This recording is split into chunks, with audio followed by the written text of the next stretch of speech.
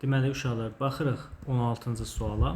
Bizə verilən tənliyin kökləri x1, x2 olarsa, bu cəmi bizdən soruşur. Mən ilk öncə bu ifadənin açılışını yazsam, ortaq məxrəzi gətirsəm, məxrəz nə olacaq? x1 vur x2.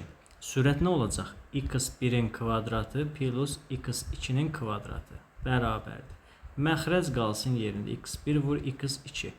Bu açılış a kvadrat plus b kvadrat deyilmi? Bunun açılışını necə yaza bilərik?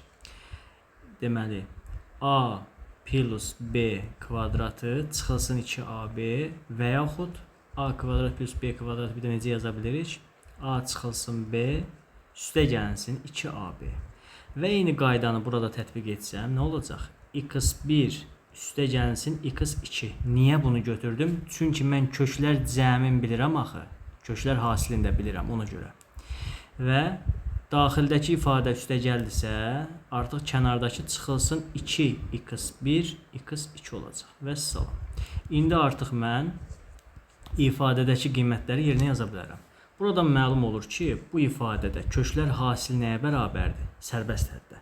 Deməli, x1 vur x2 bizdə 12-dir. Köklər cəmi ikinci həddin baş əmsalı əks işarə ilə. x1 plus x2 də 8-dir. Yerinə yazsam nə baş verəcək?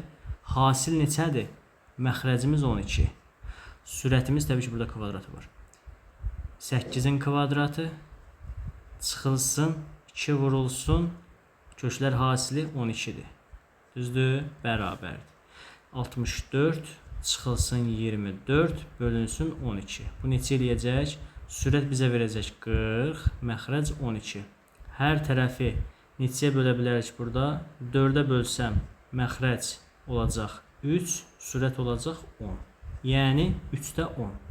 Düzgün cavab C bəndi.